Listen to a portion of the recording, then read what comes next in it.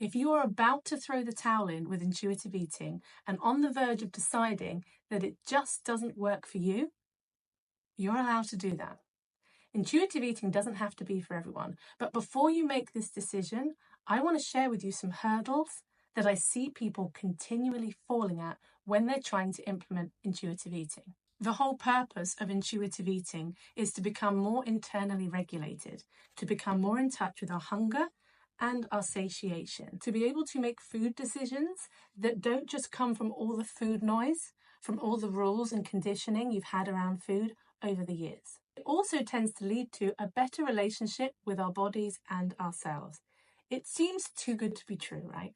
And so many people think it's not for me because that just sounds like an impossibility. They don't even know what that would look like, let alone feel like. I want to share these common hurdles because they might just resonate with you, and I can give you some ideas about how to overcome these hurdles, and then you can decide whether this is something you want to try. Hurdle number one, and it's why I think many people who give up on intuitive eating give up quite quickly, because the first principle of intuitive eating is asking us to ditch the diet mentality, which means we let go of the pursuit of intentional weight loss, of trying to make food decisions that are about making our body smaller.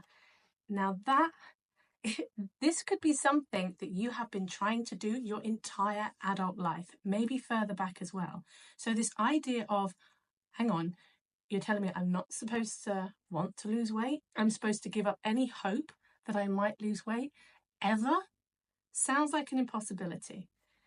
And here's what I recommend you do with this hurdle. Recognize there is no decision that you make now that is forever. Because to make a decision now about something you think you're going to do forever is to make this huge life decision. That's the kind of decision people do when they decide to marry somebody. It's big stuff. There are non-diet practitioners out there who say in order to do intuitive eating properly, you have to let go of any thoughts of ever wanting to lose weight again.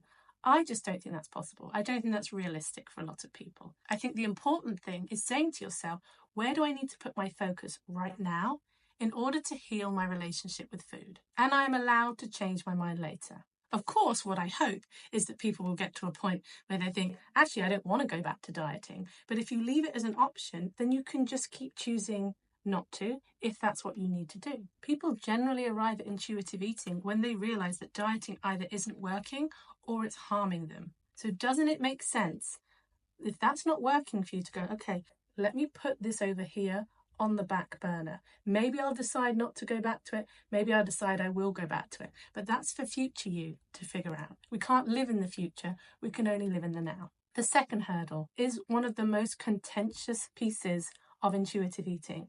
And it's about permission to eat what you want. Now, there's a paradox here, because what tends to happen for people who rave about intuitive eating and say how it's worked for them is they give themselves permission to eat what they want, and then they find they actually want those things less.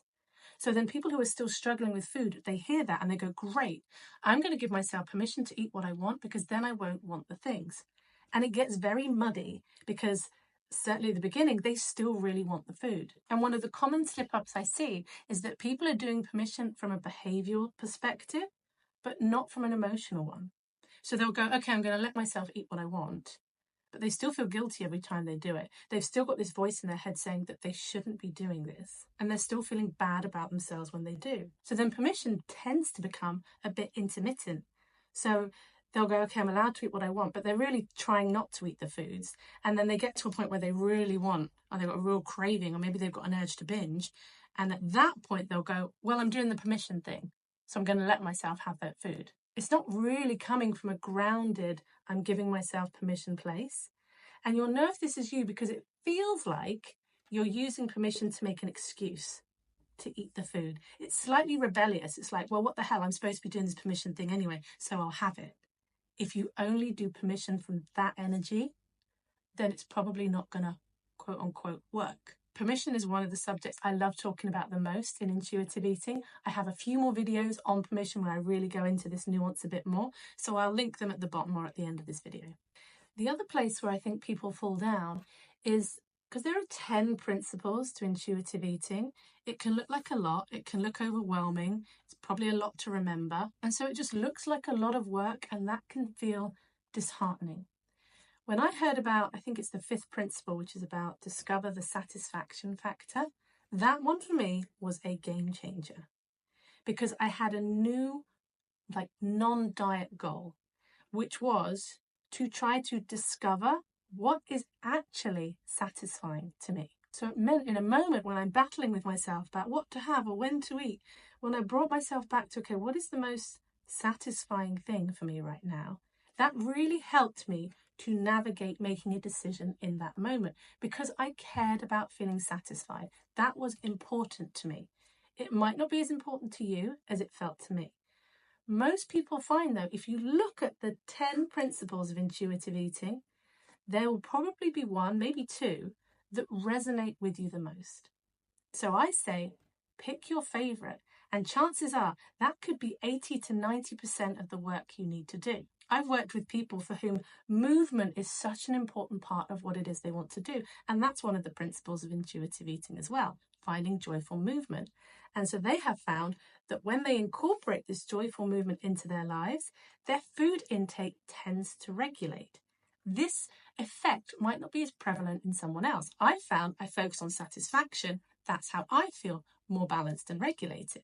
Stephanie Michelle, with whom I do a podcast, for her, it was the 8th principle, which is about respecting your body. Until she did some body image work and could learn how to have a certain level of respect, getting rid of that body hate, or at least shifting it in some way, made it possible for her to do the other things. So people stumble, I think, when they try to do all the steps in order, unless you just really like doing things in order. But chances are you don't need to spend the same amount of energy on each one of the steps. Pick your favorite one and turn that into your non-diet goal. You will have more of a sense of progress than if you're trying to do all of them at once, especially in the beginning. The 4th hurdle that people fall at, and this was me, and it was simply not planning.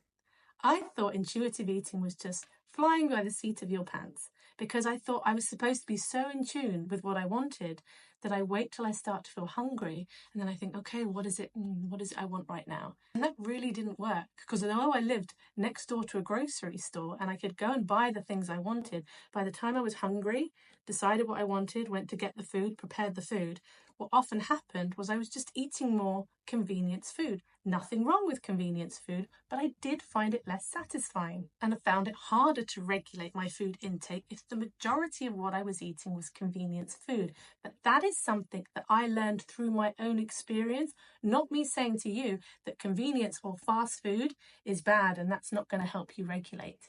This is the whole point of intuitive eating, is to find out what works for you. Now, I'm someone who doesn't like planning. I resist planning. Well, actually, it's probably fairer to say I resist the idea of planning. When I do plan, I'm grateful to myself for having done that. But the idea of it sometimes just feels like a bit overwhelming. It's just more decisions in life that need to be made. If you don't do any planning, you set yourself up to have to make a lot of food decisions throughout the day. And especially as the day gets later and you're more tired and you've got decision fatigue from all the decisions you've been making about life throughout the day, it's going to be harder to make decisions that you feel are really serving your highest good. And the 5th hurdle that people fall at is oversimplifying intuitive eating. There's a bit of a paradox in that as well, because in some ways intuitive eating is quite simple, but it's very nuanced, and then nuance makes things feel a bit more complex. In order to build up this healthy relationship with food that you haven't had before, it involves learning a lot of new skills, a lot of new ways of thinking and feeling about food. And that doesn't happen overnight. And a lot of the learning comes through making mistakes. Most of the learning comes when we get it wrong. It's a little bit like, I know for me, when I've done mock exams in the past, and then you get the mock exam back and you see the questions you got wrong, and then you see the right answer, that's the information that's really going to stick with me. So when I get into the real exam and that question comes up, I remember that that's the one I got wrong in the mock exam. So it's a little bit like that. Sometimes people get stressed out. They go, oh, it's this time. Am I supposed to eat? Am I not supposed to eat? What's the best thing to do? What's the right thing to do? Do I have this food? Do I not have this food? Actually, intuitive eating is like a self-experimentation. If you look at kids when they're eating, they play with their food. There's a lot of interaction going on with their food, which we tend to lose as we get older because all the socialization and the conditioning comes in around food. And now all these food decisions are being made from all that noise in your head. People get frustrated on this intuitive eating journey because they keep making mistakes. But when you see the mistakes as this learning opportunity to get some feedback, and you might make the mistakes more than once, but if you don't judge yourself for these mistakes and you let this feedback start to assimilate, people often start to experience shifts in their choices, shifts in the way that they're thinking and feeling about food.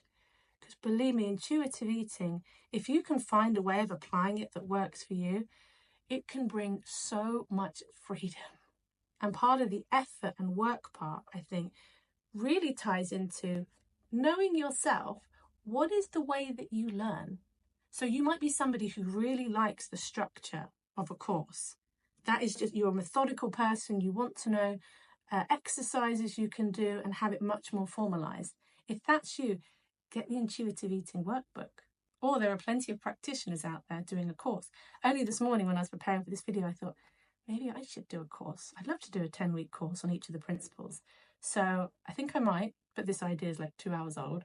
And if you're interested in going on a waiting list or just to be informed about it, I'll pop a link below and just drop me a note on my website and I will email you if and when I get my act together and do it. I think I will, because I would be inspired to do it that way, because I know for me, if I'm trying to learn something or do something new, connecting with other people who are doing it as well works for me really well. It's that gentle accountability that just helps me with the consistency part.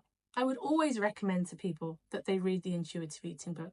It's a great book. It's got so much information in there that you would need. However, I also know a number of people who have the book and it's just sitting there getting dusty, and then they're feeling bad that they're not picking up the book and reading it. If this is you, you might prefer to watch videos about intuitive eating. Or Evelyn Tribole, who co-created Intuitive Eating, one of the best kind of summaries of intuitive eating, if you like, is an interview that she did with Dan Harris on his podcast, 10% Happier. And it goes over, it actually changed Dan Harris's mind about intuitive eating. And now he practices intuitive eating. So if you don't have the time or the motivation to sit down and read a book, there are other ways to learn about it. But I really, really would avoid just learning about it from snippets that you see on somewhere like Instagram or TikTok. So whilst intuitive eating takes time and takes effort, that can make it sound unappealing. What people tend to find is they get lots of little wins along the way.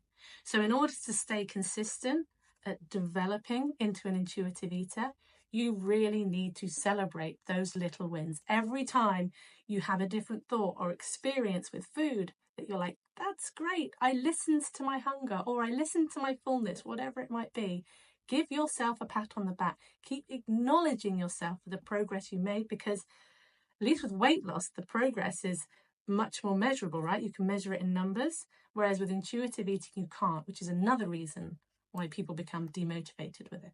But from my point of view, the time, the effort is absolutely worth it. But I appreciate it's not for everyone. And I'm always interested in hearing other people's experiences with intuitive eating. If you've done intuitive eating or you're trying to do it and you've got some wins, pop the wins down. If you've got any questions, pop questions below. And thank you for watching. See you on the next video. That was a weird ending.